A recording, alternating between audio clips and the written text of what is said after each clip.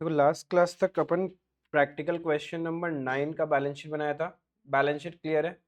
ठीक है। Statement of PNL और बैलेंस शीट के अंदर कैसे रहेगा एक बार रिवाइज कर लेता है। एक सबसे पहले equity and liability. Equity and liability के अंदर में कितना मेजर हेड्स है? टोटल 4 मेजर हेड्स है इक्विटी एंड लाइबिलिटी में। Number 1 share holder fund, number 2 share application money pending allotment, number 3 non current liabilities, number 4 current liabilities. ठीक है। फिर आ जाएगा एसेट्स वाला पार्ट। एसेट्स में टोटल 2 मेजर हेड्स है, non current assets, current assets. ठीक है। अब बात करते हैं share holder fund. Shareholder fund के हेड में 3 सब हेड्स है, share capital, reserves and surplus, money received against share warrants. Number 2 share application money pending allotment, इसमें कोई भी सब हेड्स नहीं है। Number 3 non current liability. Non current liability में पहले लॉन्ग टर्म बोरोइंग्स, फिर deferred tax liability, other non current liabilities and long term provisions. ये 4 चीज है। करंट लाइबिलिटी में भी 4 सब हेड्स है। सबसे पहले short term borrowings, trade pebbles, other current liabilities, short term provisions. ठीक है, ये चीज था। फिर non current assets. Non current assets के अंदर में फिक्स एसेट्स होता है नॉर्मली, जिसका नाम बदल गया प्रॉपर्टी प्लांट एंड इक्विपमेंट। अब फिक्स एसेट्स दो तरीके का होता था, one is tangible, another one intangible. ठीक है, बाकी दो आपका काम आने वाला नहीं है। टेंजिबल एसेट्स अंडर डेवलपमेंट या इंटेंजिबल एसेट्स अंडर डेवलपमेंट, वो वाला काम आपके आएगा नहीं। तो अपने को टेंजिबल और इंटेंजिबल का क्लासिफिकेशन ध्यान में रखना है। तो एक हो गया प्रॉपर्टी प्लांट एंड इक्विपमेंट, एक हो गया non current investment, long term loans and advances. जब आप किसी को लोन देते हो तो आपके लिए एसेट है, and for a period of more than 12 months दे रखा है तो वो आएगा loans and advances, long term loans and advances. Then deferred tax asset, फिर other non current assets. Clear है? Then current assets. Current assets में हमारा क्या क्या आता है? Current investment, short term loans and advances, inventories, trade receivables, cash and cash equivalents, other current assets. इतना items अपना करंट एसेट्स में आएगा, राइट। फिर कुछ एडिशनल नोट्स भी दिखाते हैं हम। लास्ट क्लास में हमने सीखा था, एक तो कंटिंजेंट लायबिलिटीज को एडिशनल नोट्स में दिखाओगे, प्लस ऐसा कोई ट्रांजेक्शन जैसे 31 मार्च के बाद बोर्ड ने क्या किया, डिविडेंड डिक्लेयर किया है, तो क्या आप उसका अकाउंटिंग करोगे? क्या अकाउंटिंग तो नहीं करेंगे, लेकिन एडिशनल नोट्स में अपन अपने यूजर्स को बताएंगे। लास्ट क्लास में लिखा था ना इस तरीके से, एडिशनल नोट्स में बताना है। Is it clear? तो इतना चीज करके मेरा बैलेंस शीट बन जाएगा। फिर PNL. PNL statement of PNL जब बनाते हैं तो उसमें दो सब पार्ट है, one is income and other one is expense. Income में दो तरह की इनकम आएगी, revenue from operations and other income. Revenue from operation में भी दो हो सकता है, sale of goods, sale of services, right. फिर उसके अलावा बिजनेस की जितनी भी इनकम है वो अदर इनकम में जाएगी। रेवेन्यू फ्रॉम ऑपरेशन हम लोग लेंगे net of GST, net of GST. GST उसमें काउंट नहीं करना। क्लियर है? तो आ गया टोटल इनकम। उसके बाद एक्सपेंसेस। एक्सपेंसेस में सबसे पहले कॉस्ट ऑफ मटेरियल कंज्यूम्ड। यहां मटेरियल का मतलब है रॉ मटेरियल, राइट। कैसे निकालेंगे? Opening stock of raw material plus purchases of raw material plus direct expenses related to the procurement of raw material minus closing stock of raw material. तो raw material consumed आ जाएगा। Is it clear? Then purchases of stock in trade. Stock in trade का मतलब जो finish goods हमने बाहर से खरीदा है जस्ट फॉर रीसेल पर्पस, हम हमारे इन हाउस उसको कुछ भी नहीं बनाएंगे, उसको हम बोलते हैं purchases of stock in trade. जब हम purchase of stock in trade लेंगे it has to be net purchases. Net purchase मतलब purchase minus purchase return. Clear है? फिर था changes in inventory. Changes in inventory, changes in inventory कौन सा? Changes in inventory of WIP, finished goods, stock in trade, right. अब जब changes in inventories दिखाते हैं, if my closing stock is higher than opening stock, तो कैसे दिखाएंगे? Closing stock is higher than opening मतलब माइनस में दिखाएंगे। इनकम पार्ट ज्यादा हुआ ना, क्लोजिंग स्टॉक ज्यादा है तो। And if your opening stock is higher than closing stock, तब अपन क्या करेंगे? पॉजिटिव में दिखाएंगे एक्सपेंस साइड में, ये ध्यान रखना। क्लियर है? देन उसके बाद एम्प्लॉय बेनिफिट एक्सपेंसेस। फिर फाइनेंस कॉस्ट, फिर डेप्रिसिएशन एंड अमोर्टाइजेशन, उसके बाद अदर एक्सपेंसेस। आई बात समझ में? अब क्वेश्चन के इफ ट्रायल बैलेंस दिया हुआ है और ट्रायल बैलेंस में क्लोजिंग स्टॉक है, दैट मींस परचेज जो है मेरा एडजस्टेड परचेज है। एंड इफ आप एडजस्टेड परचेज कंसीडर करोगे स्टेटमेंट ऑफ पीएनएल में, तो चेंजेस इन इन्वेंट्रीज अलग से नहीं दिखाना। Is it clear? आई बात समझ में? तो ये था मेरा statement of PNL. Income minus expenses करोगे, we will have profit before tax, उसमें से प्रोविजन फॉर टैक्स हटा देंगे तो we will have profit after tax. Clear है? कोई दिक्कत नहीं है। देखो number 7, on 31st of March X1 Bose and Sen Limited provides you to the following ledger balances after preparing its P&L। यानी profit and loss account already business में बन चुका है, अपन को बनाने बोला है balance sheet for the year ended 31st of March X1। ठीक है। क्रेडिट बैलेंसेस, कोई भी लेजर जिसका क्रेडिट बैलेंस होता है वो एसेट होगा या लाइबिलिटी? लाइबिलिटी। अरे ट्रायल बैलेंस समझने के टाइम देखा था ना कि डेबिट बैलेंसेस जितने भी होते हैं वो या तो एसेट्स होता है या फिर एक्सपेंस। वैसे ही क्रेडिट बैलेंस क्या होगा? या तो इनकम और लाइबिलिटी। क्लियर है? तो यहां पे तो पीएनएल बन चुका है, तो हमारे लिए क्रेडिट बैलेंसेस क्या है? लाइबिलिटीज। ये हमारी लाइबिलिटीज है, तो इन लाइबिलिटीज को प्रेजेंट करना है। इक्विटी शेयर कैपिटल कहां जाएगा? शेयर कैपिटल में। जनरल रिजर्व कहां जाएगा? Reserves and surplus. Loan from state finance corporation, long term borrowings. Y short term? अब देखो, secured by hypothecation of plant and machinery, repayable with in 1 year 2 lakh.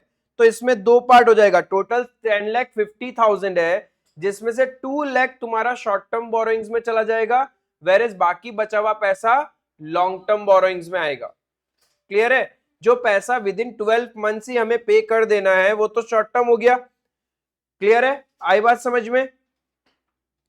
तो long term borrowings and short term borrowings दोनों में आएगा ये। लेकिन जब आप लॉन्ग टर्म बोरोइंग्स के नोट्स में आप दिखाओगे ना, तो उसके नीचे ब्रैकेट में ये लिखना पड़ेगा that this loan is secured by hypothecation of plant and machinery. What do you mean by the term hypothecation? What do you mean by the term hypothecation? Mortgage, गिरवी। मॉर्गेज को हाइपोथिकेशन बोलते हैं। ठीक है। देन लोन अनसिक्योर्ड, ये भी कहां जाएगा? Long term borrowings. हमने देखा था लॉन्ग टर्म बोरोइंग्स के नोट्स में दो चीज आता है, एक सिक्योर्ड और एक अनसिक्योर्ड। तो सिक्योर्ड पोर्शन कितना है? What is your secured loan? कितना अमाउंट का है? 8,50,000। और बाकी तो शॉर्ट टर्म में चला जाएगा ना 2 लाख रुपए।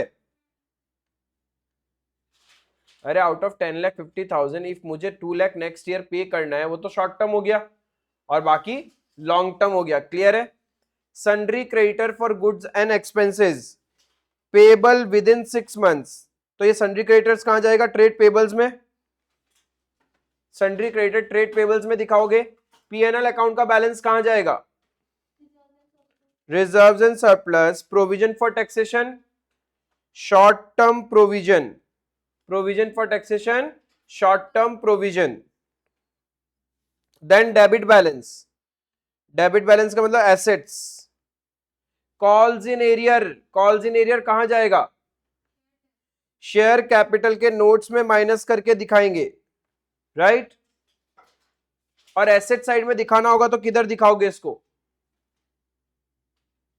इफ शेयर कैपिटल में नहीं दिखाते माइनस करके, आपको एसेट साइड में दिखाना है, तो ये कहां जाता? नॉन करंट में जाता या करंट में जाता?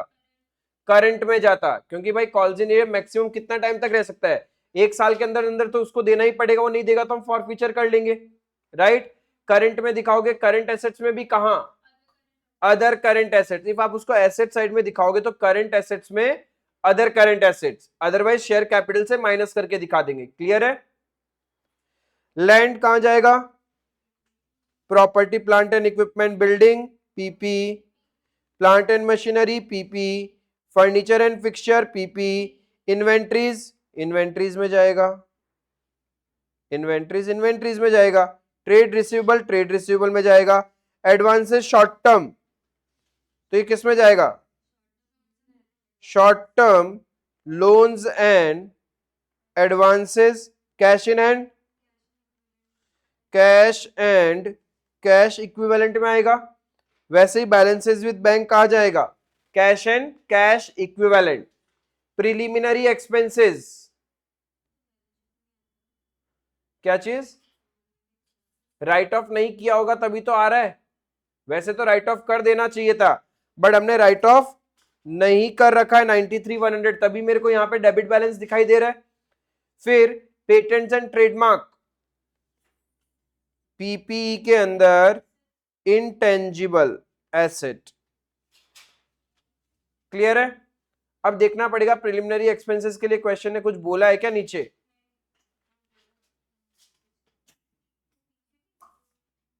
कुछ तो बोला होगा, ठीक है। अब देखना point number one, 4,20,000 fully paid equity shares were allotted as consideration for land and building।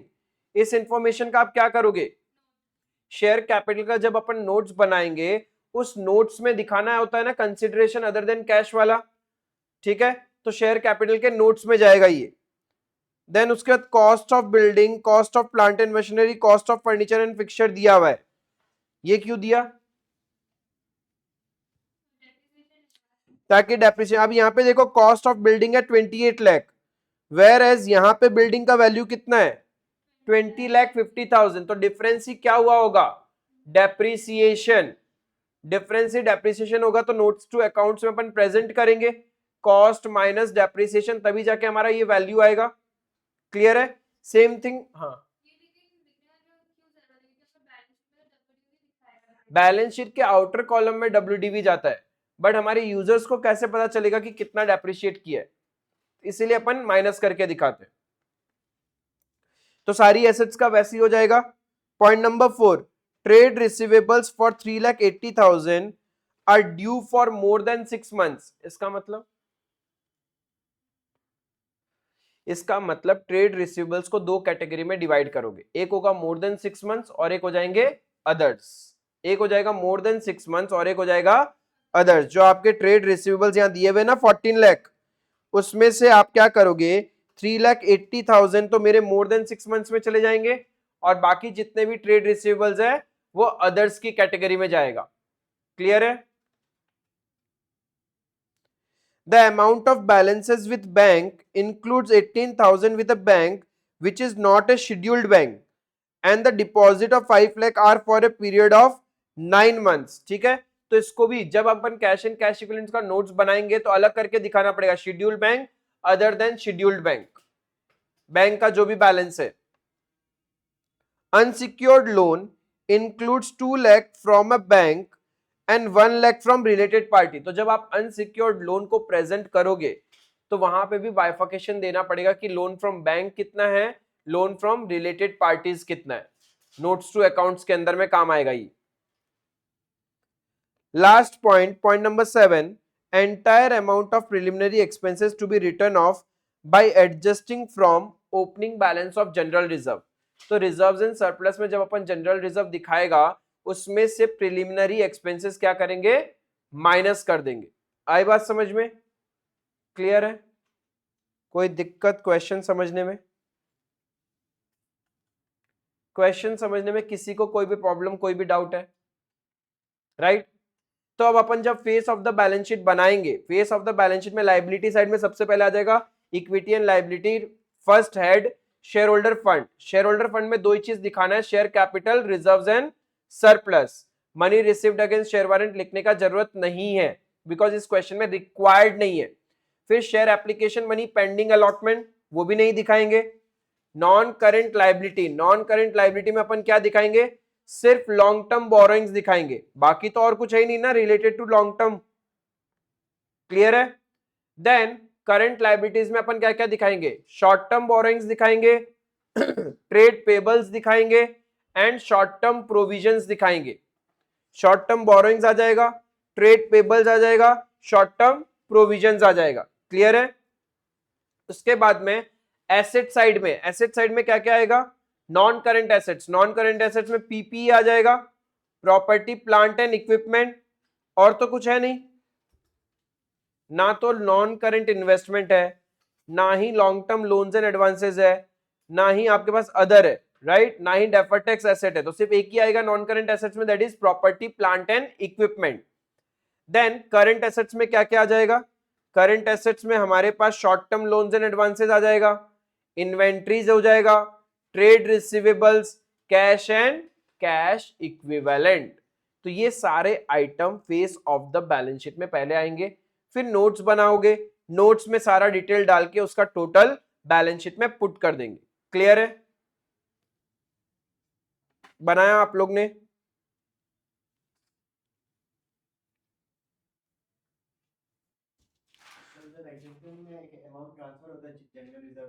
हाँ, कहाँ पे नहीं दिखाते? ऐड नहीं होगा आपका रिजर्व सरप्लस में, इधर दिखाना पड़ेगा, नोट्स टू अकाउंट्स में दिखाना पड़ेगा, लेस प्रिलिमिनरी एक्सपेंसेस या कुछ भी। हाँ ठीक है, इधर नोट्स टू अकाउंट ऐसे दिखाएगा, प्लस ट्रांसफर फ्रॉम पीएल, हाँ, ट्रांसफर टू जीआर, मतलब पीएनएल के अंदर में लेस ट्रांसफर टू जीआर और जीआर के अंदर में प्लस ट्रांसफर फ्रॉम पीएल। हाँ, कोई प्रेजेंटेशन है, यूजर को पता तो चलना चाहिए कि मेरा जनरल रिजर्व अचानक बढ़ कैसे गया, तो यूजर को पता चलेगा अच्छा करंट ईयर के प्रॉफिट का कुछ हिस्सा इन्होंने जनरल रिजर्व में ट्रांसफर किया। This is the face of the balance sheet. Share holder fund में अपना शेयर कैपिटल आ जाएगा, रिजर्व्स एंड सरप्लस आ जाएगा, नॉन करंट लाइबिलिटीज में लॉन्ग टर्म बोरोइंग्स आएगा, करंट लाइबिलिटीज में short term borrowings, trade pebbles and short term provision आएगा। Clear है यहां तक?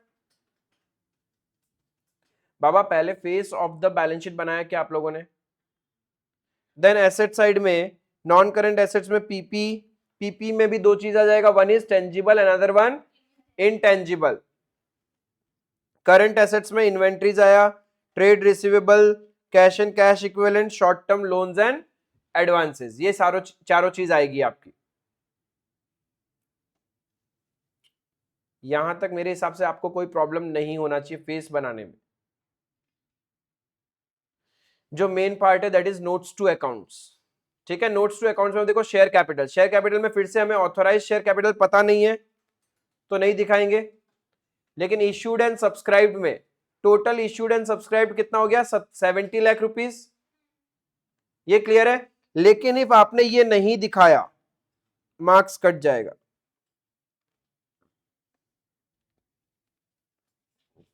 नीचे था ना point number 1, consideration other than cash, तो आपको इश्यूड एंड सब्सक्राइब के नीचे में जहां पे आप टोटल नंबर ऑफ शेयर्स के बारे में बताते हो जो इश्यूड एंड सब्सक्राइब्ड है, उसके नीचे में आप बताओगे कि कितने number of shares consideration other than cash है। इफ आपने ये नहीं बताया तो एग्जाम में मार्क्स कट जाएगा, because it's a presentation of schedule 3। And फिर कॉल्स इन एरियर यहां पे माइनस हो जाएगा शेयर कैपिटल के नोट्स में। This will be the presentation for your share capital. ठीक है, that is our note number 1। उसके बाद नोट नंबर 2 क्या जरूरत है? Reserves and surplus. उसमें क्या क्या आ रहा है? एक आ रहा है जनरल रिजर्व, लेकिन जनरल रिजर्व में से कुछ पैसा हमने यूज कर लिया तो आपको शो करना पड़ेगा कि हमने प्रिलिमिनरी एक्सपेंसेस राइट ऑफ किया, वो माइनस करके दिखाना पड़ेगा। क्लियर है? एंड पीएनएल, पीएनएल का जो वैल्यू था वो रिजर्व्स एंड सरप्लस में आ जाएगा, तो टोटल रिजर्व्स एंड सरप्लस आ जाएगा। समझ में आया ये वाला note? Now see long term borrowings. अब देखो लॉन्ग टर्म बोरोइंग्स में दो चीज दिखाना है, एक आपको सिक्योर्ड वाला अलग दिखाना होता है और अनसिक्योर्ड का अलग दिखाओगे। सिक्योर्ड में हमने किससे लोन ले रखा था? Loan from state finance corporation, right. अब लॉन्ग टर्म में कितना है? 10 लाख, 50 में से 2 लाख तो नेक्स्ट ईयर पे करना है, तो वो तो शॉर्ट टर्म बोरोइंग्स में चला जाएगा। बाकी बचा हुआ अमाउंट क्या है मेरे लिए? लॉन्ग टर्म बोरोइंग्स में आएगा। बट आपको इसके नीचे ब्रैकेट में ये दिखाना पड़ेगा, इफ ये नहीं लिखा आपने तब भी मार्क्स कट जाएगा। यही प्रेजेंटेशन एंड डिस्क्लोजर होता है। Secured by hypothecation of plant and machinery. आई बात समझ में? और अनसिक्योर्ड में भी देखो, जितना भी total value of unsecured loan है उसमें क्वेश्चन में एडिशनल इंफॉर्मेशन में लिखा हुआ था ना from banks and related parties, तो जितना बैंक से ले रखा है वो बैंक में चला गया, जितना रिलेटेड पार्टी है वो रिलेटेड पार्टी में चला गया, और बाकी जितना भी अनसिक्योर्ड लोन है उसको हम अदर पार्टी बोल के दिखाएंगे, अदर्स बोल के शो करेंगे। तो हमारे पास टोटल लॉन्ग टर्म बोरोइंग्स आ जाएगा 16,97,000। प्रेजेंटेशन में कोई दिक्कत? क्लियर है?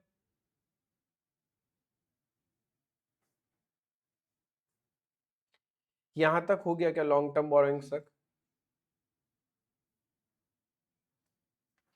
ये सारी चीजें इंपॉर्टेंट होती है, सब दिखानी पड़ेगी।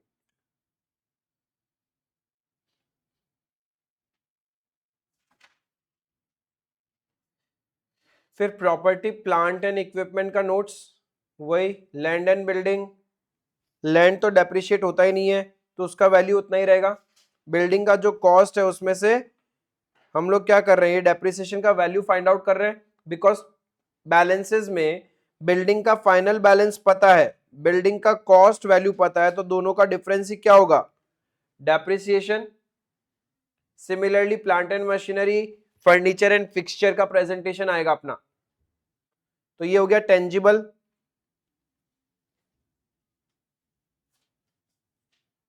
और टेंजिबल का जो टोटल है वो बैलेंस शीट में पीपी में जो हमने टेंजिबल लिखा है उधर चला जाएगा। क्लियर है?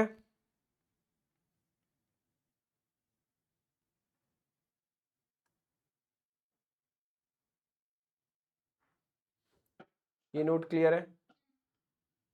उसके बाद इनटेंजिबल में सिर्फ एक ही आइटम था, पेटेंट्स एंड ट्रेडमार्क, तो वो लिख देंगे।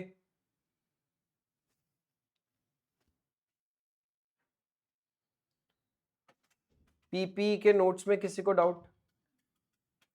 बन गया पीपी का नोट्स। उसके बाद इन्वेंट्रीज का नोट्स टू अकाउंट्स। इन्वेंट्री में दो तरह का इन्वेंट्री है, one is raw material and other one is finished goods, तो दोनों को अलग अलग शो करेंगे, रॉ मटेरियल फिनिश्ड गुड्स कितना कितना है, एंड टोटल आ जाएगा। ये टोटल बैलेंस शीट का फेस में चला जाएगा। ट्रेड रिसीवेबल्स में भी सेम कहानी, outstanding for more than 6 months and other, तो जो 6 महीने से ज्यादा है उसको अलग से दिखाएंगे, और बाकी जितने भी डेटर्स बचे उनको अदर डेट्स बोल के अपन शो करेंगे।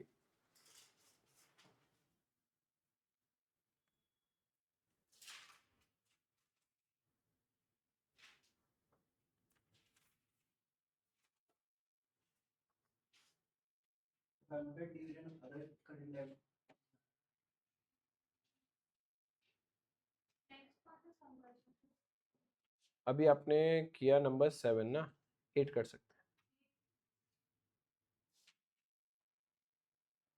हैं। जिसका ये हो गया, ही और she can start practical question number 8। उसमें भी बैलेंस शीट बनाना है, ऑलरेडी पीएनएल बना हुआ है। 8 ना? कैश एंड कैश इक्विवेलेंट्स में अब ध्यान रखना, वहां पे क्वेश्चन में कैश इन हैंड दिया हुआ है वो अलग से लिखेंगे, और जो बैंक बैलेंसेज है उसमें नोट्स में, मतलब जो एडिशनल पॉइंट्स थे उसमें लिखा हुआ था कि शेड्यूल्ड बैंक में कितना है, तो हम लोग शेड्यूल्ड बैंक वाला अलग कर देंगे, बाकी जो भी बैलेंस है वो अदर्स में जाएगा। और deposits for a period of 9 months, deposit यानी एक तरह से एफडी अकाउंट, तो उसको भी आप अलग से प्रेजेंट करोगे। ये कैश एंड कैश इक्विवेलेंट्स का नोट अच्छे से देख लेना। आपका total cash and cash equivalent, cash in hand था 2,10,000, तो ये कैश इन हैंड बोल के आएगा। बैंक में टोटल कितना है, 17,29,000, जिसमें से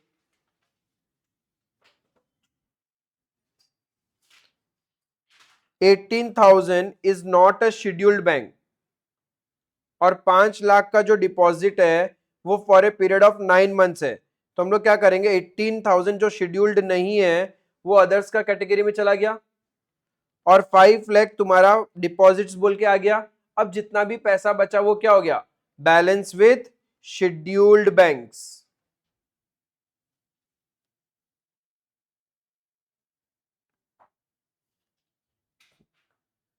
और प्रोविजन, शॉर्ट टर्म प्रोविजन का नोट्स नहीं भी बनाओगे तो चलेगा, उधर ही ब्रैकेट में प्रोविजन फॉर टैक्स लिख दिया तो मोर देन एक ही सिंगल आइटम है, बट आपको बनाना है तो आप बना भी सकते हो उसका नोट्स। क्लियर है? समझ में आया? Cash and cash equivalents. अब देखो कैश एंड कैश इक्विवेलेंट्स में क्या बोला, तुम्हारे पास एक है कैश इन हैंड और एक है बैंक बैलेंस। 2,10,000 है एक,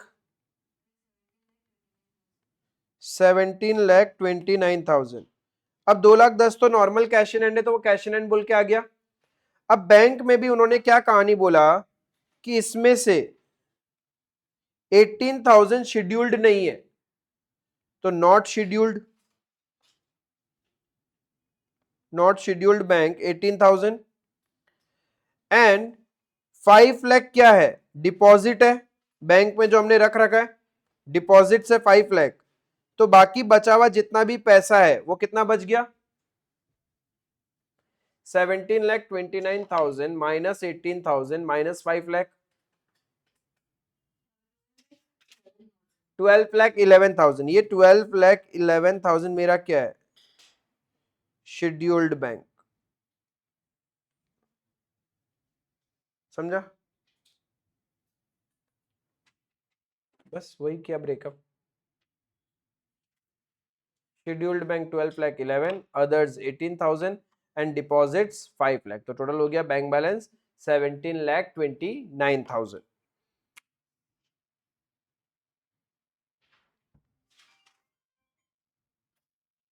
आई होप क्लियर है।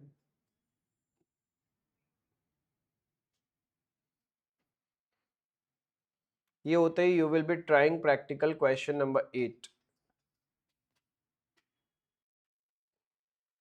अच्छा देखो प्रैक्टिकल क्वेश्चन नंबर 8 साथ में करते हैं। From the following particulars furnished by alpha limited, prepare the balance sheet as on 31st March X1 as required by part 1 schedule 3 to the Companies Act 13। Part 1 में ही अपने को फॉर्मेट दिया हुआ है बैलेंस शीट का शेड्यूल 3 में, right. अब ये हमारे पास दिया क्या है, पर्टिकुलर्स दिए हुए हैं, इससे हमें बैलेंस शीट बनाना है। इसका मतलब पीएनएल का काम हो चुका होगा तभी बैलेंस शीट बोल रहा है। इक्विटी शेयर कैपिटल ये मेरा कहां चला जाएगा, अरे सारे ही बैलेंस शीट में जाएंगे, शेयर कैपिटल में। बैलेंस शीट में कहां दिखाएंगे, शेयर कैपिटल में। कॉल्स इन एरियर भी शेयर कैपिटल में। Land and building, PP plant and machinery, furniture, general reserve, loan from state finance corporation. Yes, loan के बारे में जब कुछ क्वेश्चन नहीं बोले तो अपन लॉन्ग टर्म बोरोइंग्स ही बिजनेस में अज्यूम कर लेंगे। इन्वेंट्रीज, इन्वेंट्रीज में ही जाएगा। Provision for taxation, trade receivables, trade receivables में जाएगा। Short term advances, short term loans and advances. PNL account, reserves and surplus, cash in hand, cash and cash equivalents, cash at bank same, cash and cash equivalent. Unsecured loan, long term borrowings, trade payables, trade payables, loans and advances from related parties. हमने ले रखा है from, to नहीं है, loans and advances to related parties नहीं है। और देखो क्रेडिट साइड में लिखा हुआ है मतलब लाइबिलिटी है, इसका मतलब आपने ले रखा है, तो कुछ नहीं बोल रहा है तो लॉन्ग टर्म बोरोइंग्स। क्लियर है। एडजस्टमेंट समझते हैं। 10,000 equity share issued for consideration other than cash, क्या करेंगे इसका, शेयर कैपिटल के नोट्स में अलग से दिखाएंगे इसको, है ना, अभी अभी देखा था।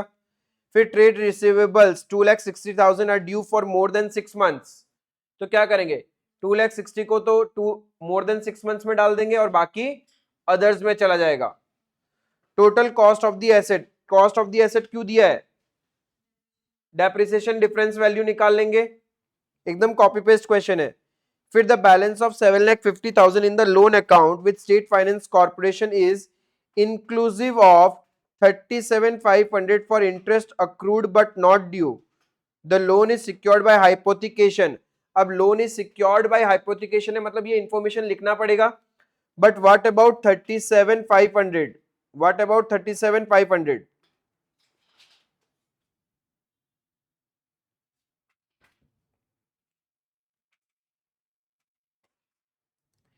37,500 का क्या करोगे, ये लॉन्ग टर्म बोरोइंग्स में तो नहीं आएगा ना, तो क्या हो गया ये तुम्हारे लिए, तुमने लोन ले रखा था उस पर इंटरेस्ट देना है, तो it's a current liability, current liabilities में अदर करंट लाइबिलिटीज, और लॉन्ग टर्म बोरोइंग से माइनस हो जाएगा 37,500। क्लियर है, क्लियर है ये।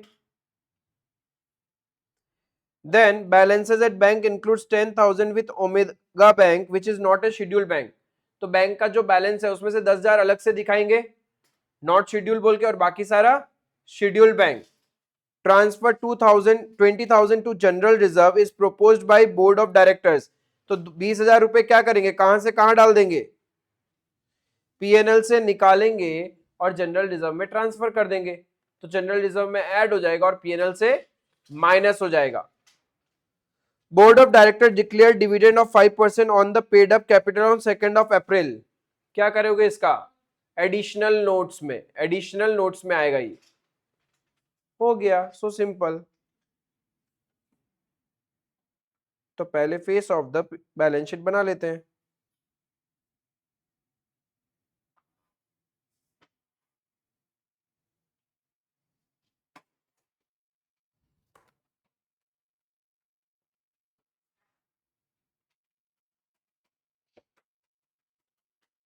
अल्फा लिमिटेड का बुक्स बना रहे हैं हम।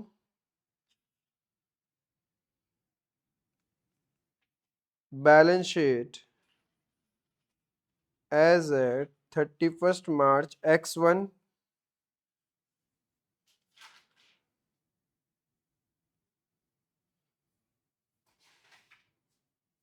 particulars note number amount। सबसे पहला इक्विटी एंड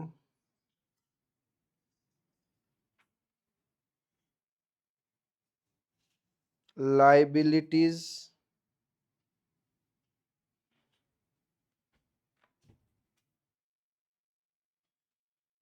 जिसमें नंबर 1 शेयर होल्डर फंड, उसके अंदर सब हेड्स शेयर कैपिटल काम का है एंड रिजर्व्स एंड सरप्लस। बाकी थर्ड वाले का तो कोई रेलेवेंसी है नहीं। फिर सेकंड हेड होता है एप्लीकेशन मनी पेंडिंग अलॉटमेंट, वो भी नहीं है क्वेश्चन में, तो अपन दूसरा कौन सा ले लेगा, नॉन करेंट लाइबिलिटीज आ जाएगा अब हमारा। नॉन करेंट लाइबिलिटीज में सिर्फ एक ही आइटम है, लॉन्ग टर्म बोरोइंग्स, जो इस क्वेश्चन में काम आएगा। बाकी कुछ भी नहीं है, ना तो डेफर्ड टैक्स लाइबिलिटी है, ना ही अदर है, ना ही लॉन्ग टर्म प्रोविजंस है। तो तीसरा आइटम हो जाएगा head current liabilities.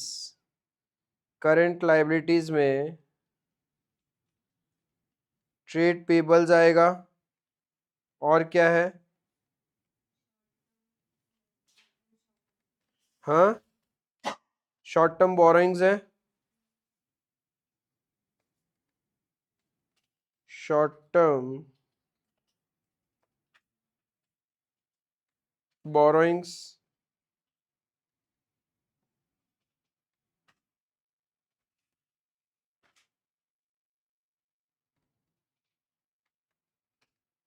Short term provisions, और क्या था, एक अदर करंट लाइबिलिटीज भी तो है।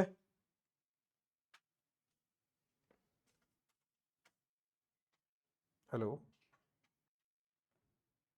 तो अदर करंट लाइबिलिटीज आ जाएगा, उसके बाद टोटल। तो ये अपना हो जाएगा लाइबिलिटी पार्ट। फिर एसेट्स,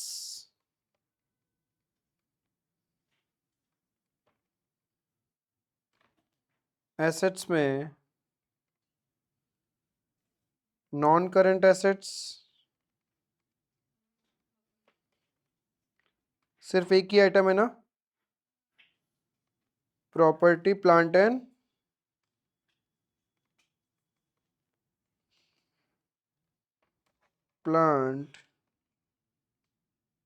एंड इक्विपमेंट, और तो कुछ नहीं है। दूसरा करंट एसेट्स,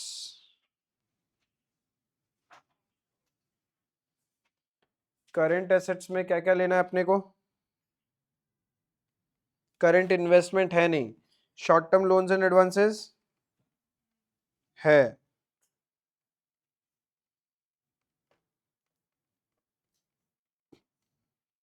देन इन्वेंट्रीज,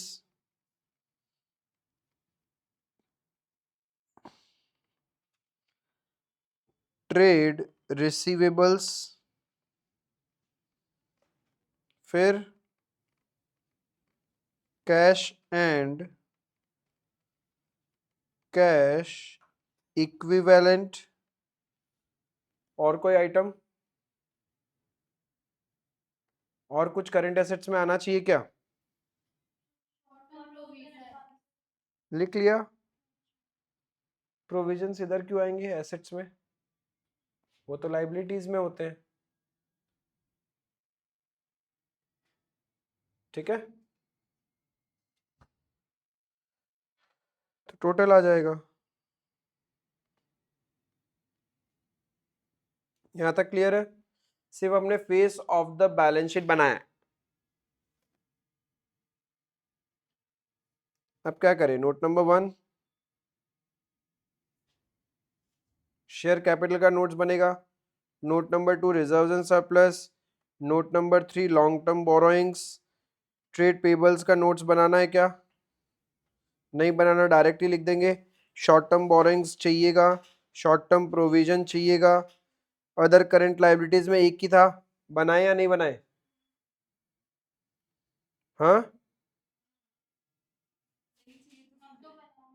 ठीक है, बना लेते हैं भाई, जैसा मन। हाँ बना लो, कोई दिक्कत नहीं, नहीं बनाओगे तभी भी चलेगा। पीपी का एक नोट बन जाएगा। Short term loans and advances, वो तो डायरेक्ट ही आ जाएंगे। या क्या करना है, उसका भी नोट्स बनाना है? इन्वेंट्रीज का नोट तो बनेगा ही बनेगा। ट्रेड रिसीवेबल्स डायरेक्ट आ जाएगा क्या? नहीं, उसमें था मोर देन 6 मंथ्स एंड अदर्स, तो 9 cash and cash equivalents note बना लेंगे। ठीक है जी, इतना नोट्स बनेगा अपना। शॉर्ट टर्म प्रोविजन है। आपने बोला ना कि अगले साल के लिए बना दें। हाँ, तो जो जो भी लाइबिलिटी विद इन 12 मंथ्स में पे करना है वो तो करंट हुआ ना। हाँ, तो वो हो गया, सारा हो गया प्रैक्टिकल, सारा नहीं हुआ होगा। सबसे पहला नोट क्या होगा? नोट्स टू अकाउंट्स, इधर हेडिंग आ जाएगा।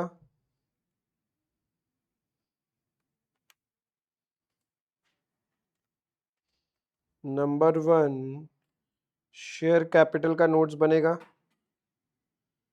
शेयर कैपिटल में अपन क्या दिखा रहे हैं? ऑथराइज तो है नहीं, authorised equity share capital nil. Then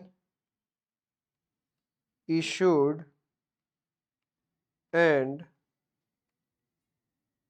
subscribed capital. Total कितना इशूड एंड सब्सक्राइब्ड है?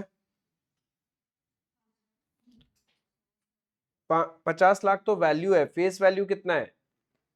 50 लाख तो आपका टोटल वैल्यू है, फेस वैल्यू 100 रुपए का है, तो कितना शेयर्स हो गए? 50,000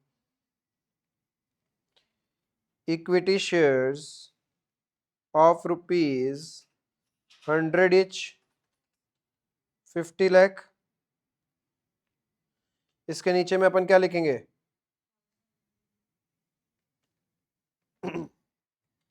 out of the above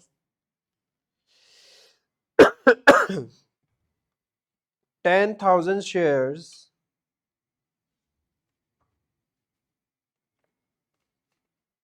has been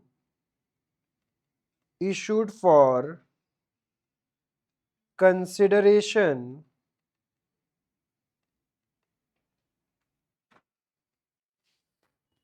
other than cash.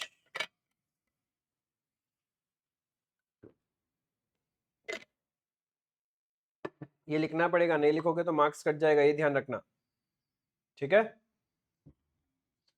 अब लेस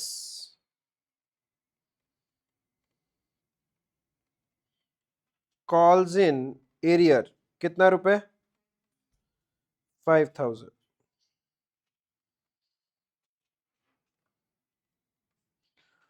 49,95,000 बैलेंस शीट में चला जाएगा। 49,95,000 रिदम आ रहा है बैलेंस शीट बनाने में। धीरे धीरे क्लैरिटी हो रहा है। फिर नेक्स्ट नोट्स किसका बनाना है, reserves and surplus. General reserve है उसमें कितने का,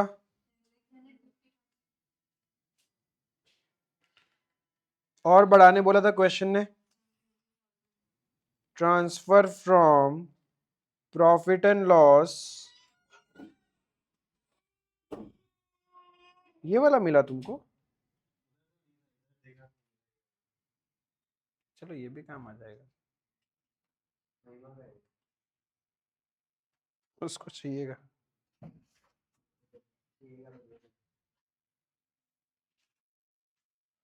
10,70,000। फिर पीएनएल का बैलेंस क्या था, पीएनएल का बैलेंस कितना था, 433,500, जिसमें से हमने क्या किया, minus transfer to general reserve, ठीक है। 4,13,500, 14,83,500 का टोटल रिजर्व्स एंड सरप्लस, 14,83,500 का टोटल रिजर्व्स एंड सरप्लस, ठीक है। तो ये चला जाएगा तुम्हारा कहाँ, यहाँ पे,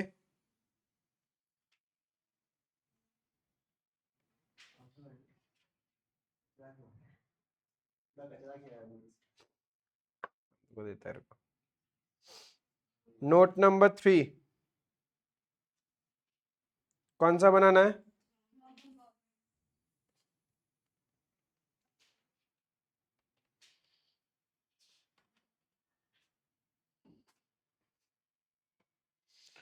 लॉन्ग टर्म बोरोइंग्स, जिसमें क्या है, सिक्योर्ड, सिक्योर्ड में किससे ले रखा है हमने, state finance, state financial corporation से। कितना दिखाएंगे स्टेट फाइनेंशियल कॉरपोरेशन का, लॉन्ग टर्म बोरोइंग 7,50,000 था state financial corporation, but this value includes 37,500, तो वो तो माइनस हो जाएगा, तो कितना रहेगा, कितना आएगा बाबा, 7,12,500। क्या ये सिक्योर्ड है, तो उसके नीचे लिखना पड़ेगा सिक्योर्ड बाय हाइपोथिकेशन ऑफ, क्या रख रखा है गिरवी, प्लांट एंड मशीनरी, ये रख रखा है हमने, ठीक है। फिर एक अनसिक्योर्ड भी है, अनसिक्योर्ड लोन कितना है, 6,05,000। This is our total long term borrowings, 13,17,500। Clear है ये,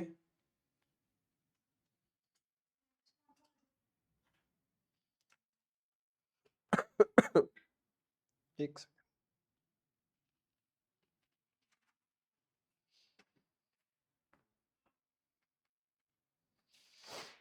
ट्रेड पेबल्स का टोटल वैल्यू, वो तो डायरेक्ट ही आ जाएगा, उसमें तो कोई सेग्रीगेशन भी नहीं था। कितना है फटाफट हेल्प करो मेरी। 8 lakhs। Then short term borrowings का नोट बनाना है। नंबर 4, शॉर्ट टर्म बोरोइंग्स क्या लेंगे इसके अंदर में?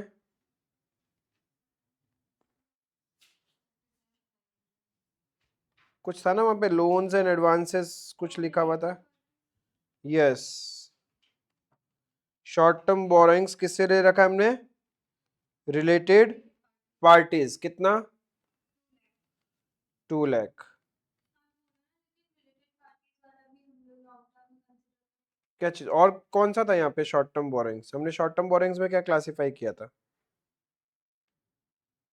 तो बनाया क्यों इसको? हाँ, तो जब कुछ भी नहीं है तो ये 2 लाख रुपए को भी अपन कहाँ दिखाएंगे फिर? लॉन्ग टर्म में, शॉर्ट टर्म में दिखाएंगे ही नहीं, क्योंकि क्वेश्चन में एम्बिग्विटी है, बता तो नहीं रखा ना कि रिलेटेड पार्टी से जो आपने लोन ले रखा है वो लॉन्ग टर्म है या शॉर्ट टर्म। फिर एजम्पशंस है। यदि सपोज समझ लो मैंने यहाँ लिख दिया, अब आपने एग्जाम में लिख दिया, ऐसा काटना नहीं है, तो आप क्या करना, जब सॉल्यूशन खत्म हो जाए तो वहां एक नोट मार के आना, it is assume that loan from related party is short term. ठीक है, नोट मारने से हो जाएगा। जब ऐसे एम्बिग्विटी हो ना कि कहाँ जाना चाहिए आपको समझ नहीं आ रहा है, तो आप क्या करो, उसको नोट्स मार देना। तब लिख दिया तो मैं नोट मार दूंगा लास्ट में, क्या ही काटा कुटी करूं। ठीक है, at the end of the day total तो सेम ही आएगा। तो यहां पे 2 लाख आ गया।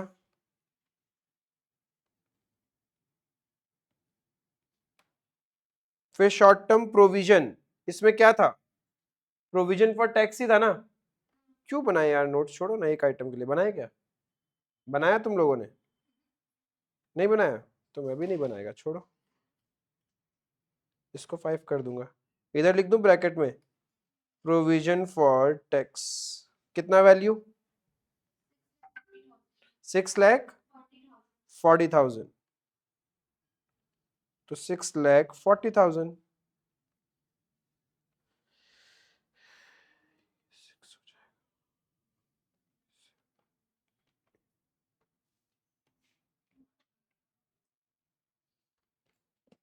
अदर करंट लाइबिलिटीज, इसमें क्या था? वो था ना interest accrued but not due वाला, वही तो था अदर करंट लाइबिलिटीज में, है ना?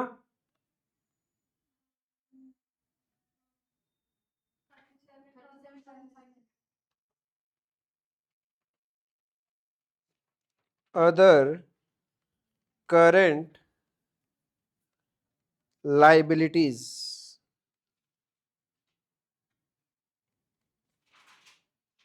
इंटरेस्ट अक्रूड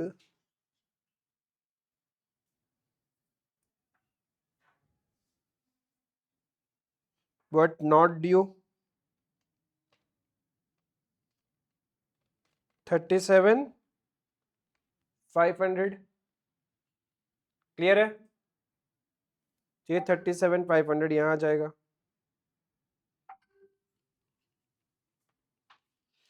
तो what will be the total of your liabilities?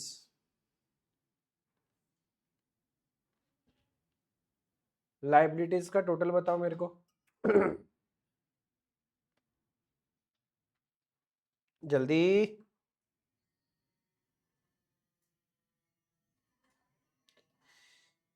कितना आ रहा है टोटल लाइबिलिटीज का?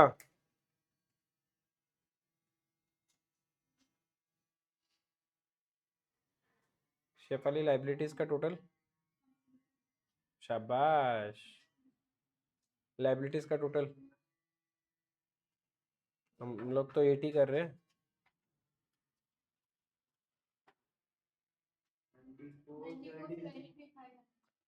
94,73,500।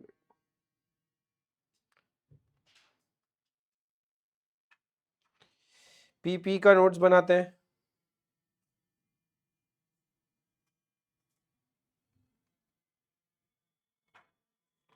Property plant and equipment.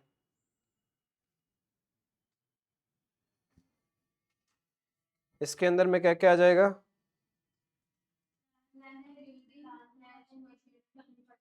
Land and building का कॉस्ट कितना? कॉस्ट तो नीचे पॉइंट्स में दिया हुआ है ना, एडिशनल पॉइंट्स में 30 लाख माइनस डेप्रिसिएशन, वो तो नहीं बता रखा, लेकिन आफ्टर डेप्रिसिएशन तो वैल्यू पता है ना। आफ्टर डेप्रिसिएशन इधर दिया हुआ है ना बैलेंस 27,50,000, तो डेप्रिसिएशन कितना?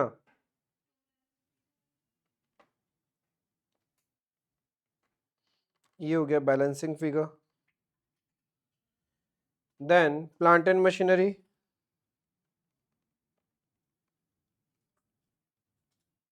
What is the cost of plant and machinery?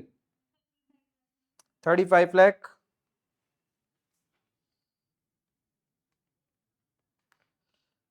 Minus depreciation, balancing figure 8 lakh.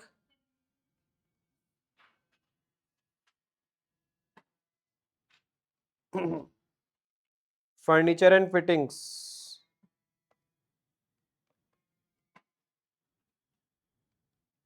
Cost कितना है फर्नीचर एंड फिटिंग्स का? 3,12,500 minus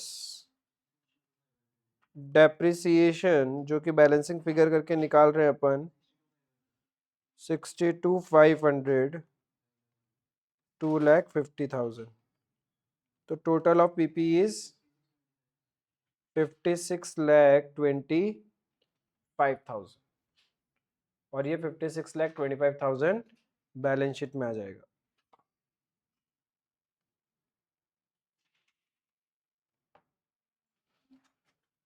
short term loans and advances तो डायरेक्ट ही बता दो टोटल वैल्यू।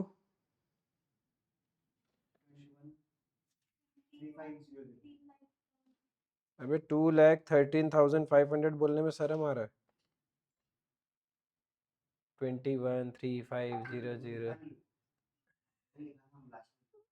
2,13,500, ठीक है।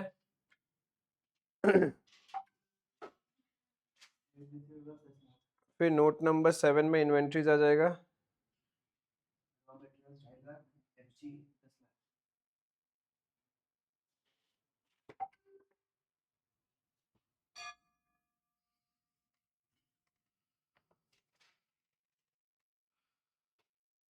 इन्वेंट्रीज क्या क्या है इसके अंदर में? रॉ मटेरियल 2,50,000,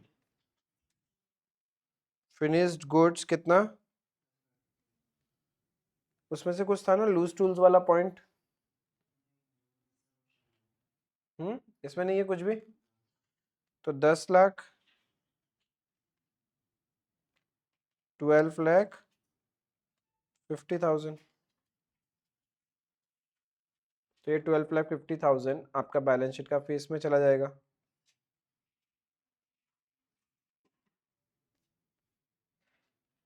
फिर ट्रेड रिसीवेबल्स का नोट्स बनाना है।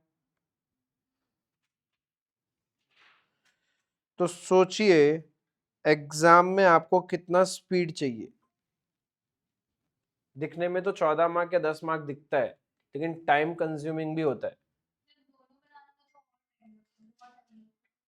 तो और एग्जाम में एक बार एक क्वेश्चन में 40 मिनट 45 मिनट चला गया, आप वैसे ही पैनिक कर जाते कि शिट हमारे पास समय नहीं बचा, अभी तो इतना पेपर सॉल्व करना है, फिर एमसीक्यू और केस बेस वगैरह उसको पढ़ना है, तो आपको स्पीड चाहिएगा।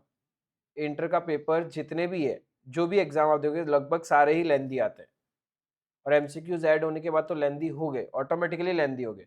जब एमसीक्यू नहीं था फिर भी चांस बनता था, अब एमसीक्यू भी स्ट्रेट फॉरवर्ड एमसीक्यू नहीं है, केस बेस्ड होंगे, उसमें आप पूरा ही सॉल्व कर रहे हो। नाम का एमसीक्यू है, जस्ट आप प्रेजेंटेशन नहीं करोगे, लेकिन काम तो उतना ही करना है आपको। तो थोड़ा सा अभी से स्पीड बढ़ाना। ट्रेड रिसीवेबल्स में दो तरह का है,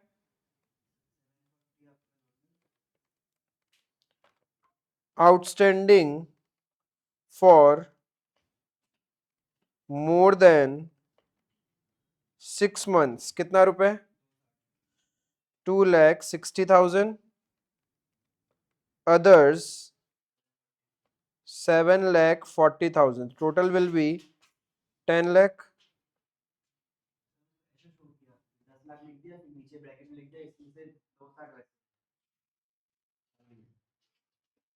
कैसे दिखाएगा तुम नोट्स में?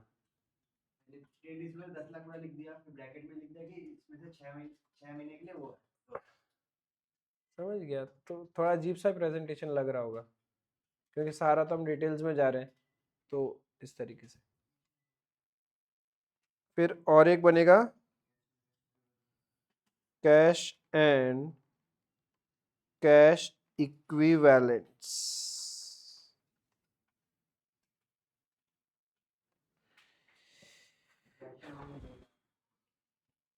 Cash in hand 1,50,000।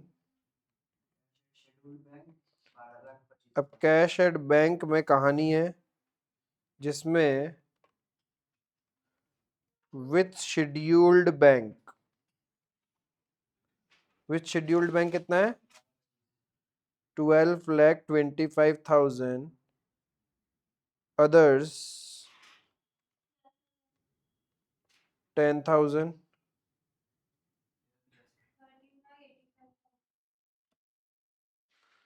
13,85,000। तो इसको बैलेंस शीट में डाल दो।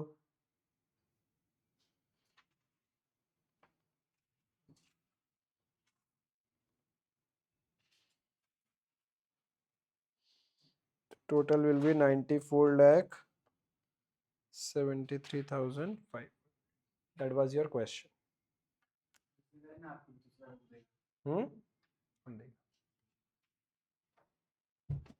समझ में आया? क्लियर है? किसी को कोई डाउट नहीं है? अच्छा देखो, होमवर्क का क्वेश्चन में एक डाउट है आपका, है ना? इलस्ट्रेशन नंबर 3 और 4 जब अपन ने किया था तो एक पैरा इलस्ट्रेशन नंबर 4 में मैंने बोला था जब बैलेंस शीट बनाएंगे तब रेलिवेंट है, पीएनएल से रेलिवेंसी नहीं था। अब इसको समझना थोड़ा सा। The equity capital on 1st of April X1 stood at 7,20,000, that is 6,000 shares fully paid up.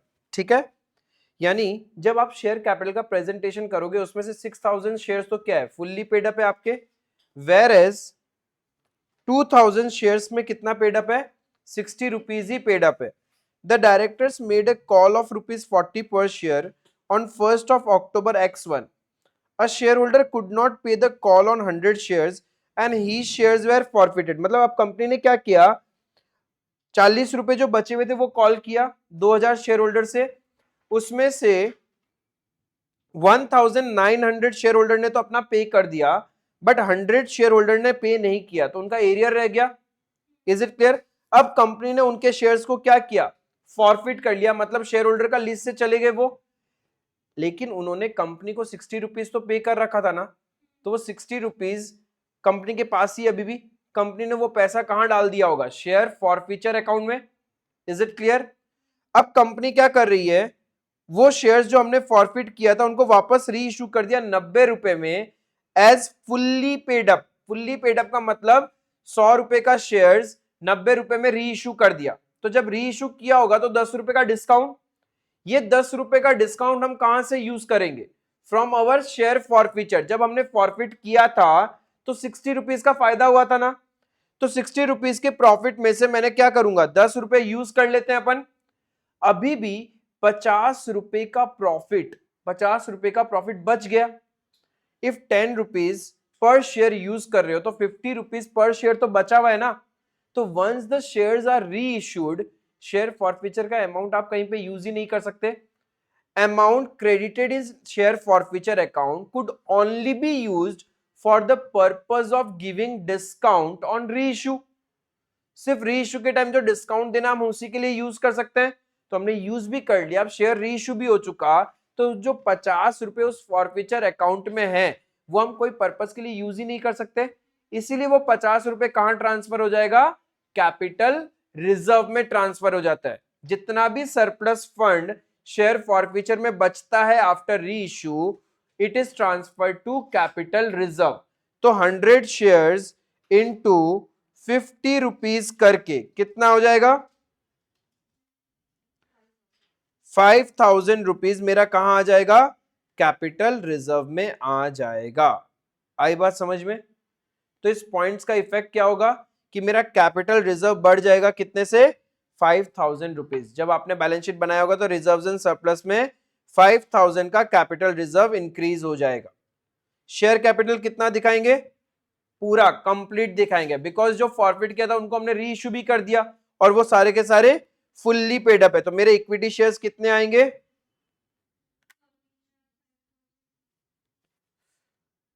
कितने? हाँ, इक्विटी शेयर्स आ जाएगा मेरा। इस क्वेश्चन में कितना था? Share capital share capital share capital authorised है 15 लाख, प्रेफरेंस शेयर्स है, सब्सक्राइब इक्विटी शेयर्स कितना है? 8,05,000 रुपीज है। अभी 8,05,000 में से 5,000 तो हटा दिया हमने, 5,000 तो कहां चला गया? कैपिटल रिजर्व में। तो यहां से 5,000 वैसे भी कम हो जाएगा। Is it clear? तो मेरा कितना बचेगा equity share capital? 8 lakh rupees. आई बात समझ में? इक्विटी शेयर कैपिटल 8 लाख बचेगा ना बाबा। तुम्हारे पास 8,05,000 का इक्विटी शेयर्स था, प्रेफरेंस शेयर्स 5 लाख है, इसमें तो कोई प्रॉब्लम ही नहीं है। अब ये इक्विटी कैपिटल में कहीं ना कहीं शेयर फॉरफीचर का अमाउंट भी तो एडेड है 5,000 वाला। तो वो शेयर फॉरफीचर हमने यहां से निकाल के कहां डाल देंगे? Capital reserve. तो तुम्हारा इक्विटी शेयर कैपिटल कितना बचेगा? वो तो 8 लाख ही बचेगा। तो बस शेयर कैपिटल में 8 लाख दिखाना है आपको। आपने कितना दिखाया? क्यों? अच्छा, वो 5,000 का एडजस्टमेंट ही नहीं किया होगा। हाँ, तो बैलेंस शीट मैच हो जाएगा, क्योंकि आप यहां से 5,000 माइनस करोगे और उसको रिजर्व्स एंड सरप्लस में ऐड करोगे। अल्टीमेटली लायबिलिटी तो उतना ही बचा ना, बट प्रेजेंटेशन गलत हो गया, राइट? तो यहाँ पे इक्विटी शेयर कैपिटल कितना दिखेगा नोट्स टू अकाउंट्स में? 8 लाख रुपीज। नहीं, लिखना कुछ भी नहीं है। इशूड एंड सब्सक्राइब कैपिटल तुम्हारा कितना है? फेस वैल्यू 100 रुपए है ना इक्विटी का, तो 8,000 equity shares of rupees 100 each.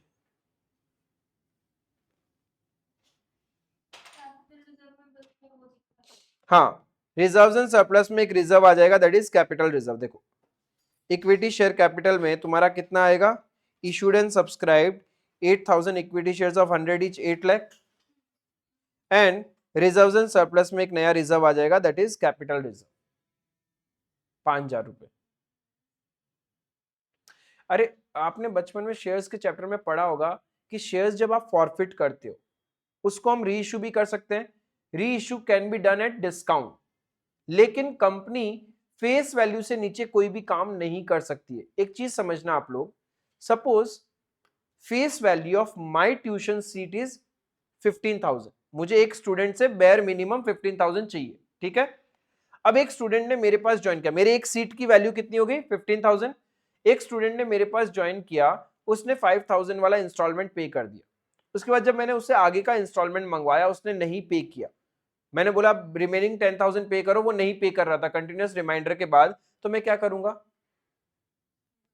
निकाल देगा, मतलब फॉरफिट कर लूंगा। जब मैं निकालूंगा तो क्या उसको वो 5,000 रिटर्न करूंगा क्या? अभी 5,000 तो मेरे पास ही रह गया और मेरी वो सीट भी वैकेट हो चुकी है, तो ये 5,000 तो मेरे लिए प्रॉफिट है ना। This profit is credited to share forfeiture account. Is it clear? अभी 5,000 चला गया। अब अचानक से एक नया स्टूडेंट आया कि भैया आप तो पहले बोले थे सीट नहीं था, अब तो एक सीट खाली है, आप मुझे अलॉट कर दो, राइट? क्या मैं वो सीट उसको अलॉट कर सकता हूं? हाँ, कर सकता हूं। कितने रुपए में अलॉट करूं? मेरी मर्जी। मैं बोलूंगा फीस तो पूरा ही देना पड़ेगा, आपको ज्वाइन करना है तो करो।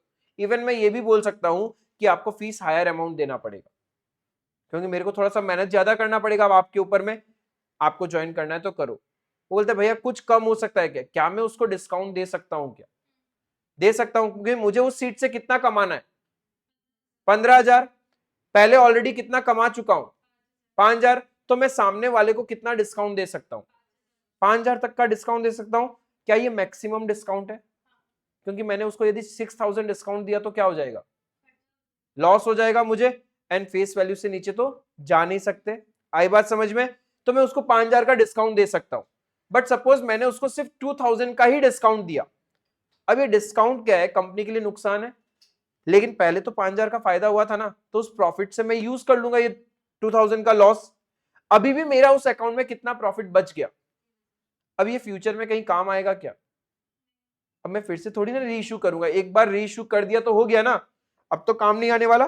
तो शेयर फॉरफीचर में जो पैसा रहता है वो सिर्फ एक पर्पस के लिए काम आएगा, that is for discount on री इशू। अब हम री इशू भी कर चुके, तो अब जब तक उस अकाउंट में है वो मेरे काम का नहीं है, राइट? तो उस अकाउंट से निकाल के हम कहां ट्रांसफर कर देंगे? कैपिटल रिजर्व में, राइट? लेकिन इफ मैंने री इशू नहीं किया होता तो वो पैसा कहां रहता? फिर फॉरफीचर में रहता, और फॉरफीचर को हम कहां प्रेजेंट करते हैं? शेयर कैपिटल के नीचे में दिखाते हैं, ऐड शेयर फॉरफीचर करके, राइट? लेकिन अब तो हमने क्या किया, री इशू कर दिया, तो वो फॉरफीचर अकाउंट थोड़ी ना शेयर कैपिटल में आएगा, कहां चला जाएगा?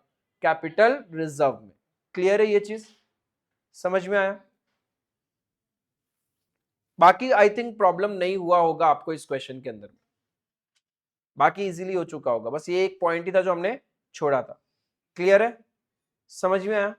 कोई दिक्कत, तकलीफ, दुख, दर्द, पीड़ा, कष्ट, हानि कुछ भी नहीं है? यहां तक क्लियर है? प्रैक्टिकल क्वेश्चन सारे हो गए क्या? स्टडी मेट का प्रैक्टिकल क्वेश्चन नंबर 10 बचा है, तो पहले वही करो। पहला टारगेट है स्टडी मेट पूरा कंप्लीट करेंगे विथ एमसीक्यूज, ठीक है? देन फिर मैं आपको एक्स्ट्रा क्वेश्चंस दूंगा जो आप सेल्फ ट्राई करोगे, जहां फंसोगे मेरी मदद मिलेगी आपको जब अपन क्वेश्चन बैंक में जाएंगे। 10 में क्या करना है?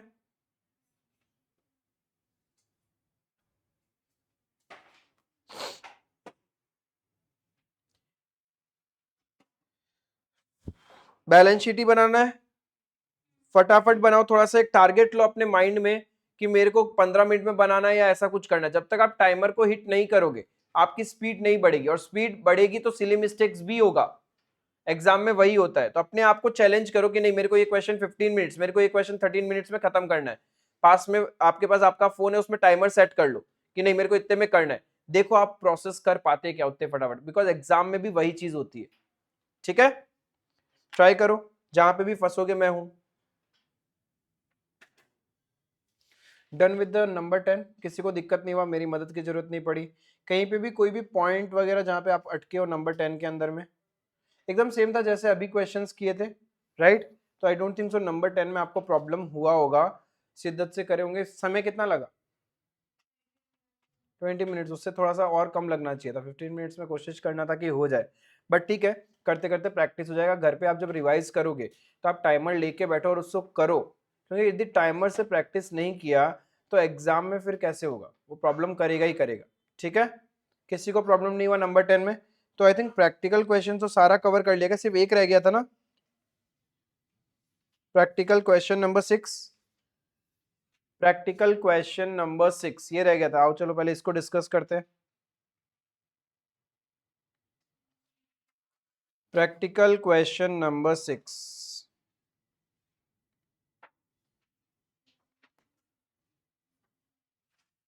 State under which head this account should be classified in balance sheet, ठीक है?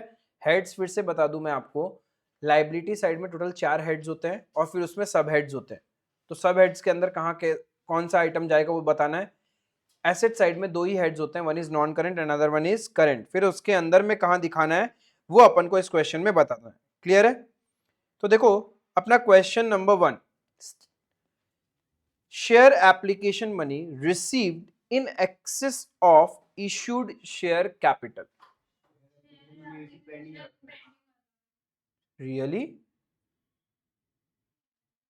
समझते ही नहीं हो, उससे पहले ही आंसर निकल गया आपका। समझो ट्रांजैक्शन क्या है। शेयर एप्लीकेशन मिला, सपोज क्या हुआ, तुमने कंपनी में 10 शेयर्स के लिए अप्लाई किया, बट कंपनी ने तुमको सिर्फ 6 शेयर्स अलॉट किए, तो 4 शेयर्स का एक्स्ट्रा एप्लीकेशन मनी तो कंपनी के पास है ना। क्या करना है इस पैसे का? रिफंड करना होता है। Excess application money is refunded to the shareholder. ये उसके बारे में बात कर रहा है, एक्सेस एप्लीकेशन मनी के बारे में। Share application money received in excess of issued, हम इशू जितना कर रहे हैं उससे ज्यादा एप्लीकेशन मनी आ गया, तो वो जो एक्स्ट्रा एक्सेस एप्लीकेशन मनी है वो तो कंपनी क्या करती है? रिफंड कर देती है ना। तो जब तक रिफंड नहीं किया वो एक करंट लाइबिलिटी है, क्योंकि वो तो विद इन फ्यू डेज में ही रिफंड करना होता है। करंट लाइबिलिटी, और करंट लाइबिलिटी में जो 4 है अपने पास सब हेड्स, उसमें कहां दिखाएंगे? अदर करंट लाइबिलिटीज में, क्योंकि ये शॉर्ट टर्म बोरोइंग्स है नहीं, बोरोइंग्स तो नहीं है, ना ही ये मेरा ट्रेड पेबल्स है, ना ही आपका प्रोविजंस है, तो क्या हुआ ये अदर करंट लाइबिलिटीज। ऐसे हड़बड़ी नहीं करने का रे, इसी टाइप के क्वेश्चन कभी कभी छोटे क्वेश्चन एग्जाम में आ जाते हैं। तो करंट लाइबिलिटी में अदर करंट लाइबिलिटीज, क्लियर है। Number 2, share option outstanding account.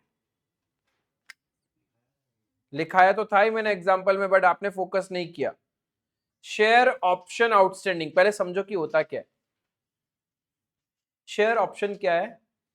ESOP का तरह, एम्प्लॉय स्टॉक ऑप्शन। अभी जैसे स्विगी का आज शेयर्स लिस्ट हुआ है, और इफ स्टार्टिंग से लेके अभी तक वो एम्प्लॉयज रिटेन रहे हैं स्विगी में, तो आज ही करोड़पति बन चुके होंगे वो। ठीक है, आज ही करोड़पति बन चुके होंगे। क्योंकि क्या होता है, कंपनीज एम्प्लॉयज को ईसॉप देती है, ऑप्शंस देती है, एम्प्लॉय स्टॉक ऑप्शन, कि आप बाद में चाहो तो कंपनी इक्विटी देगी। अभी सैलरी कम देगी, पैसा ज्यादा नहीं है कंपनी के पास, लेकिन उसके बदले में आपको ऑप्शंस दे रही है इक्विटी का at a very discounted value. वैसे शेयर ऑप्शन आउटस्टैंडिंग होता है। शेयर ऑप्शन आउटस्टैंडिंग में क्या होता है कि आप अपने एम्प्लॉयज को ऑप्शन देते हो to buy the share from company at a very discounted value as compare to the market price, but उसमें कंडीशंस होता है। कंडीशन ये है कि आप 2 साल 3 साल या 5 साल तक कंपनी छोड़ के नहीं जा सकते। इफ आप छोड़ के चले गए तो ये ऑप्शन आपके हाथ से चला जाएगा। इफ आप जैसे हाइपोथेटिकल एग्जांपल लेता हूं, सपोज मैं बोलता हूं कि 3 साल तक यदि आप मेरे ऑर्गेनाइजेशन में काम करोगे, तो 3 साल खत्म होने के बाद उसके नेक्स्ट 1 ईयर में कभी भी आप मेरे पास आना और मेरी कंपनी के शेयर्स ले लेना at a price which we will decide today. समझ में आया? तो वो होता है शेयर ऑप्शन आउटस्टैंडिंग। तो कहीं ना कहीं कंपनी तो उसको सस्ते में दे रही है, सस्ते में दे रही है तो कंपनी को तो नुकसान है ना। तो प्रूडेंस क्या बोलता है, फ्यूचर के लिए आज ही पैसा साइड में कर लो। तो ये पैसा हम आज ही साइड में कर लेते हैं, that's why it is one of the reserves in our company. तो हम लोग इसको कहां दिखाता है, शेयर कैपिटल में रिजर्व्स है, शेयर होल्डर फंड में रिजर्व्स एंड सरप्लस। और आपके एग्जांपल्स में मैंने नोट्स में लिखाया है, देख लो, रिजर्व्स एंड सरप्लस के एग्जांपल में वहां लिखा हुआ होगा शेयर ऑप्शन आउटस्टैंडिंग। ठीक है, नंबर 3 बताइए।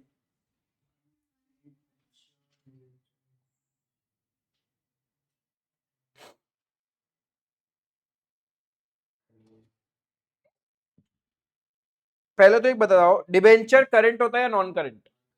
Non current. Debentures non current होता है, लेकिन यदि वो मैच्योर्ड हो चुके हैं, देन मतलब विद इन 12 मंथ्स पे करना है। तो ये किसके बारे में बोल रहा है? मैच्योर्ड डिबेंचर के बारे में तो बोल रहा है, जो अभी तक अनपेड है और उस पर इंटरेस्ट भी अभी तक हमने नहीं दिया। तो ये क्या है भाई, करंट लाइबिलिटी हुआ या नॉन करंट? करंट लाइबिलिटी हमें देना है, तो करंट लाइबिलिटी में इसको कहां दिखाओगे? Other current liabilities. क्लियर है?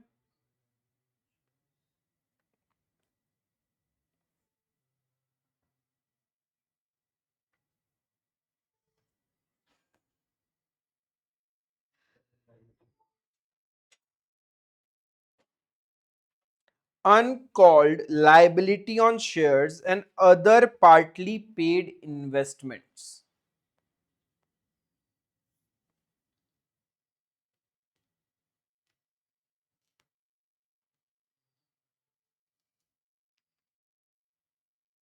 अरे कंपनी ने मंगवाया ही नहीं है शेयर्स पे पैसा, तो राइट, तो शेयर होल्डर का लाइबिलिटी अभी तक है ही नहीं। And other partly paid investment, हमने इन्वेस्टमेंट किसी को बोला होगा कि हम तुम्हारे कंपनी में 100 करोड़ का इन्वेस्टमेंट करेंगे, अभी हमने सिर्फ 50 करोड़ डाला है उसमें। अब ये क्या है, बाकी 50 करोड़ क्या है, हमारा कमिटमेंट्स है कि हम फ्यूचर में करेंगे। तो जब करेंगे तब अकाउंटिंग होगा ना, तो बैलेंस शीट में तो कहीं आएगा नहीं। ये कहाँ आएगा, एडिशनल नोट्स में, कंटिंजेंट लाइबिलिटी एंड कमिटमेंट्स। देखो एग्जांपल्स में, इसीलिए घर जाकर रिवाइज नहीं करते हो तुम लोग। कंटिंजेंट लाइबिलिटी एंड कमिटमेंट्स के एग्जांपल में हमने लिख रखा है, पढ़ा करो बाबा, पढ़ा करो, तुम ही तुम्हारा एग्जाम देने जाओगे। कंटिंजेंट लाइबिलिटी एंड कमिटमेंट्स, ठीक है। कॉल्स अनपेड, यस, इसको कॉल्स इन एरियर बोलते हैं। कॉल्स अनपेड का मतलब कॉल्स इन एरियर कहां आएगा? Share capital, share holder fund, उसके अंदर share capital. Money received against share warrants, ये तो अपने आप में ही हेड है, पक्का। बट शेयर होल्डर फंड में money received against share warrants में आएगा, सब हेड है ये। तो शेयर होल्डर फंड में money received against share warrants, उसमें जाएगा। बाबा कुछ भी क्वेश्चन आ सकता है, आपको क्लैरिटी के साथ जाना पड़ेगा एग्जाम हॉल में, ऐसे कुछ भी करोगे तो कैसे चलेगा। चलो एमसीक्यूज।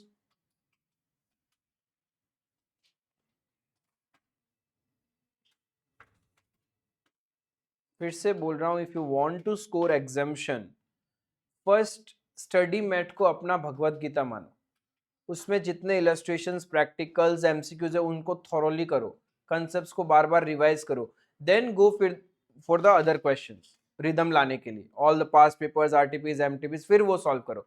यदि आपका स्टडी मैट में ही कमांड नहीं है, कोई फायदा नहीं है आप कितने भी क्वेश्चन एग्जाम में करके चले जाओ, लेकिन आपको स्टडी मैट पे पूरा भरोसा है कि हाँ मैंने इसको एकदम बढ़िया से कर लिया, इसमें मेरा कोई मिस्टेक नहीं हो रहा है, सारे कंसेप्ट क्लियर है, then you go for the extra question, वहां अपना स्पीड बढ़ाओ। बेचारा आईसीआई बोलता भी है तुम लोग को बार बार, focus on the study mat, focus on the study mat, लेकिन अपन को तो क्या चाहिए? अपन को तो चाहिए मोटी मोटी बुक्स जो छाप के दे अलग से स्टडी मैट, फिर उसमें कंफ्यूज हो जाते हैं। Number 1 perfect, bills payable. Number 2 reserves and surplus. Number 3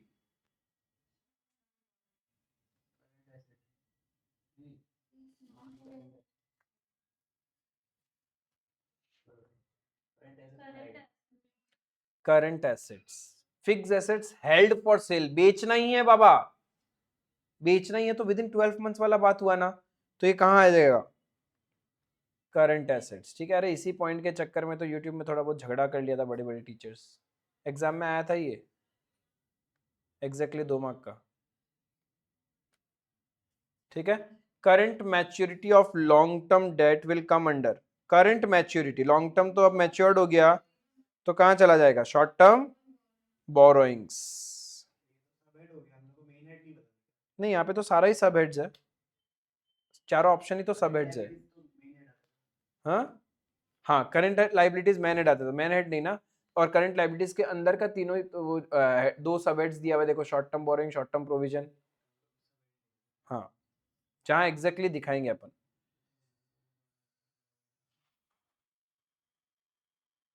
ये पॉइंट तो आपको आना ही नहीं चाहिए, आना चाहिए, मतलब आना नहीं, नहीं आना चाहिए। Declaration of dividend, declaration of dividend for current year is made after providing for, किसके बाद डिविडेंड देते हैं अपन? डिविडेंड कौन से प्रॉफिट से दिया जाता है? After all the expenses and tax, है ना? तो इस क्वेश्चन में बताओ।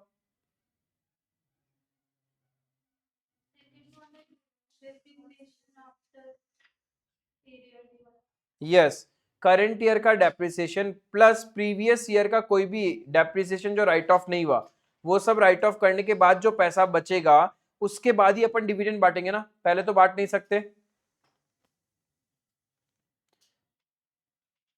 क्लियर है? समझ में आया? भाई लोग फिर से बोल रहा हूं, अच्छे से स्टडी मैट करना, सारा एमसीक्यूज करना, जब रिदम हो जाए, एक बार रिवाइज हो जाए, फिर क्वेश्चन बैंक की तरफ जाना।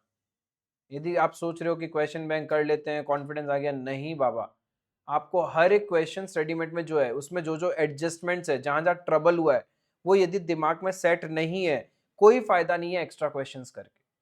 ठीक है,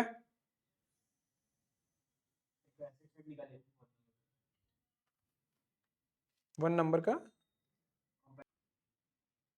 illustration number 2, illustration number 5, illustration number 6, ये 3 क्वेश्चन आप लोग ट्राई करोगे, कोई भी प्रॉब्लम आएगा, सबसे पहले कुछ भी नहीं अपन स्टार्ट करेंगे उससे पहले आप अपना डाउट पूछ लेना कि यहाँ दिक्कत है, ये प्रॉब्लम हुआ, ये प्रेजेंटेशन ऐसे कर सकते हैं या नहीं कर सकते, जो कुछ भी लगे वो पूछ लेना। प्रोसेस पता है ना कि ट्रायल बैलेंस को पहले मार्क डाउन करना कौन सा किधर जाएगा, फिर every adjustment will have dual impact, तो उसके अकॉर्डिंग आप बनाते जाना, ठीक है। जहां पे भी फंसो तो पहले जो क्वेश्चंस किया है उसको गो थ्रू करना कि उसमें आप कैसे करते, तो अपने आप क्लैरिटी आ जाएगा, ठीक है। ये करने के बाद फिर नेक्स्ट क्वेश्चन में आई थिंक अपना स्टडी मेट का फिर एक कंसेप्ट बच रहा है डिविडेंड वाला, वो डिस्कस करेंगे, फिर पूरा थोरली स्टडी मेट हो जाएगा। फिर भी डाउट बचेगा तो मैं आपसे पूछ लूंगा, else then we will jump to the question bank, ठीक है। That's all for today, thank you.